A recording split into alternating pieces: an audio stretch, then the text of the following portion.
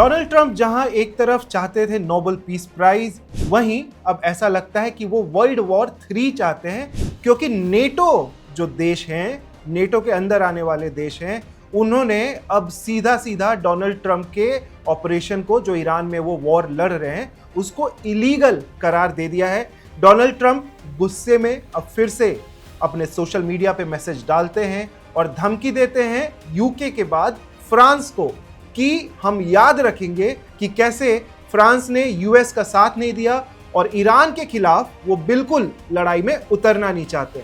अब Donald Trump ने क्या लिखा, क्या क्या धमकियां दी, उन्होंने स्ट्रेट ऑफ हॉर्मुज पे क्या बोला, और आपको ये बता दें कि कैसे ऐसा लग रहा है कि डोनाल्ड ट्रंप बस ये वॉर छोड़ करके निकल जाना चाहते हैं, क्योंकि जो भी उन्होंने अपने लक्ष्य रखे थे वो प्राप्त होते हुए नजर नहीं आ रहे। तो सबसे पहले देख लीजिए कि उन्होंने अपने ट्रूथ सोशल पे क्या लिखा और वहां पे क्या मैसेजिंग दी।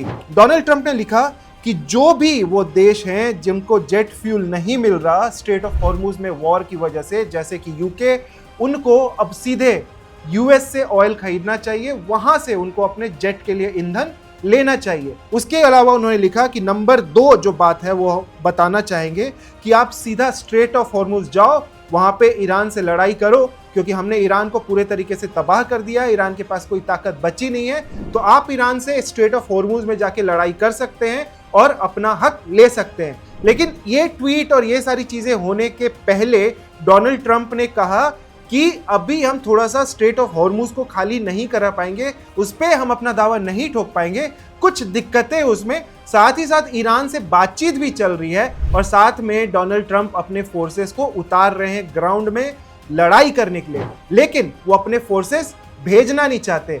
इसी में इजराइल का भी स्टेटमेंट आया कि इजराइल अपने फोर्सेस स्ट्रेट ऑफ हॉर्मुज को खोलने के लिए या खर्ग आइलैंड पे अटैक करने के लिए बिल्कुल नहीं भेजेगा।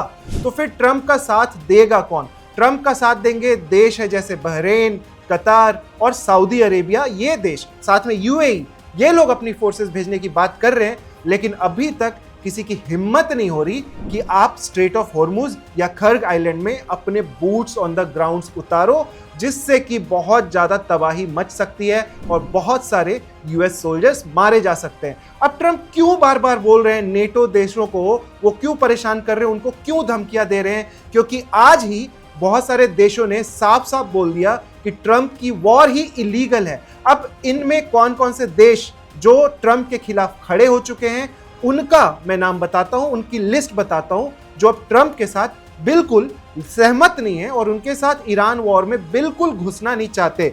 एक तो आपका यूके हो ही गया, उसके साथ फ्रांस है जो नहीं चाहता, साथ में आपके जो और भी देश हैं स्विट्जरलैंड, स्पेन, इटली, तो ये 5 देश ऐसे हैं जो बिल्कुल नहीं चाहते कि ट्रंप एयर स्पेस यूज करे इन देशों का, कि वो इजराइल को मिलिट्री इक्विपमेंट या हथियार या किसी भी तरह की सहूलियत दे सके इस वॉर में।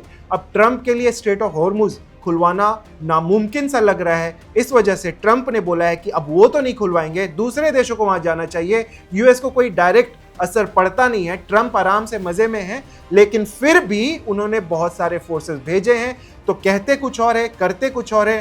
ट्रूथ सोशल पे जो लिखते हैं उठते ही उसके बाद हंगामा मच जाता है। लेकिन अब साफ साफ झलक आ रहा है कि ट्रंप के लिए ये वॉर जीतना कितना मुश्किल है अगर दूसरे देश उनके साथ खड़े ना हो, और साथ में इजराइल भी बूट्स ऑन द ग्राउंड्स उतारने में डर रहा है। सबकी हालत खराब है। यूएसएस जेराल्ड फोर्ड ऑलरेडी भाग चुका है, उसका रिपेयर चल रहा है, उसको तबाह किया गया ईरान वॉर में। भले ही ट्रंप बोले चाहे ना बोले, लेकिन हालत ऐसी हो गई कि आपको वॉर से अपने 4000 सैनिकों के साथ भागना पड़ा और जाके ग्रीस में शरण लेनी पड़ी, और वहां जाके अपने शिप को आप रिपेयर कर रहे हैं। आप देखते रहिए वन इंडिया। मेरा नाम है Nagendra Singh. Subscribe to One India and never miss an update. Download the One India app now.